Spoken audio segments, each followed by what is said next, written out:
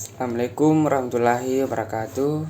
Terima kasih atas kesempatan yang telah diberikan Bapak dosen dan teman-teman sekalian kepada saya untuk kembali lagi mempresentasikan materi yang telah diamanahkan kepada saya di sesi kedua ini, di mana judul materi saya yaitu konfigurasi politik dan produk hukum kebijakan publik. Ya, langsung saja kepada materinya. Seperti yang telah kita ketahui, hukum ini telah menjadi bagian dari kehidupan masyarakat, sehingga kita tidak dapat melihat lagi hukum ini secara terisolasi di masyarakat. Karenanya, hukum ini sudah menjadi bagian dari kehidupan masyarakat.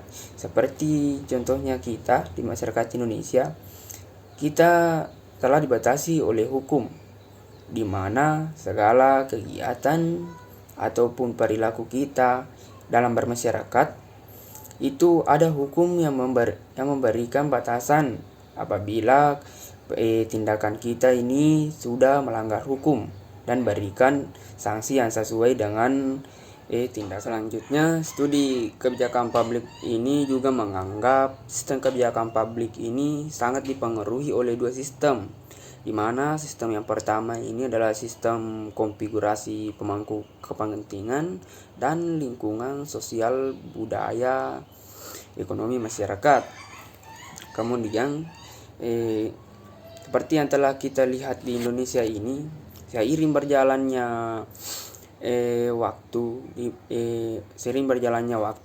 dinamika politik hukum di Indonesia ini terus mengalami perubahan dari waktu ke waktu, masa ke masa, di mana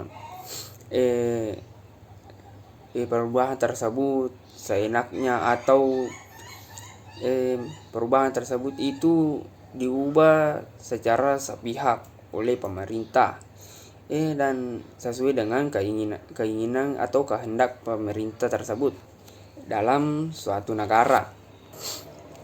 Jika cita-cita bangsa Indonesia ini untuk mencapai keadilan yang adil dan makmur, maka yang seperti yang tertuang dalam Pancasila, ketuhanan, kemanusiaan, persatuan, demokrasi, dan keadilan, seharusnya kebijakan publik ini atau tujuan utamanya adalah atau seluruh rangkaian kegiatan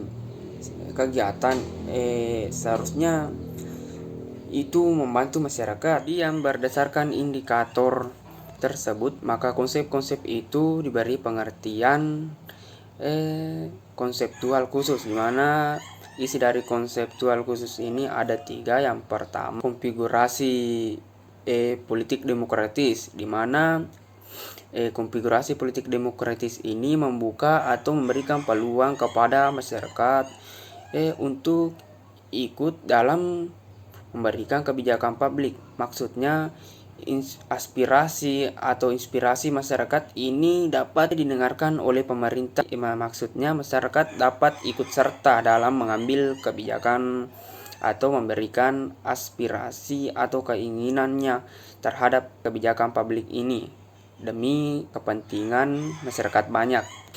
Kemudian yang kedua, produk hukum responsif, di mana produk hukum responsif ini karakternya mencerminkan atau pemenuhan atas keinginan masyarakat, di mana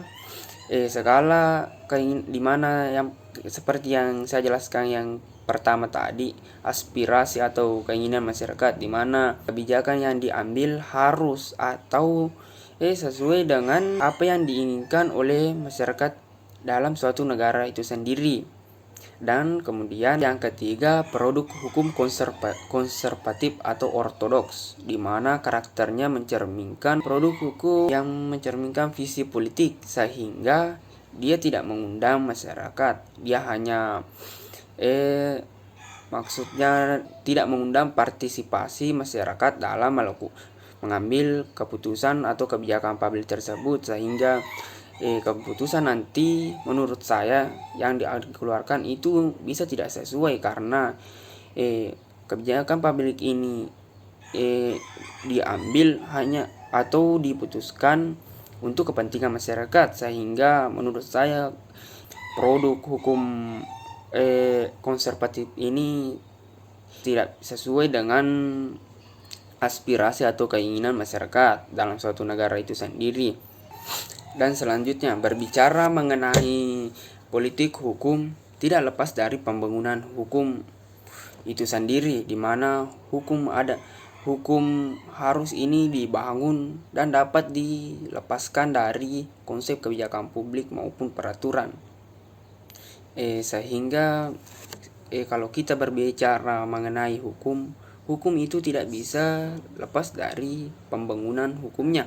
Sebagai kesimpulan, berbicara mengenai politik hukum tidak dapat dilepaskan dari konsep pembangunan hukumnya dalam pembangunan hukum, baik berupa kebijakan publik dan maupun peraturan. Karena hukum itu harus terus berjalan sesuai dengan perkembangan masyarakat itu sendiri. Ya, mungkin itu yang sempat saya materi yang sempat saya sampaikan atau paparkan untuk pertemuan kali ini. Mohon maaf jika banyak kesalahan. Mudah-mudahan di pertemuan selanjutnya kita diberi kesehatan dan kesempatan, dan kita bisa bertatap muka kembali atau kuliah offline. Itu doa dari banyak masyarakat atau seluruh dunia lah, agar kita bisa melakukan perkuliahan secara baik. Assalamualaikum warahmatullahi wabarakatuh. Sekian dan terima kasih.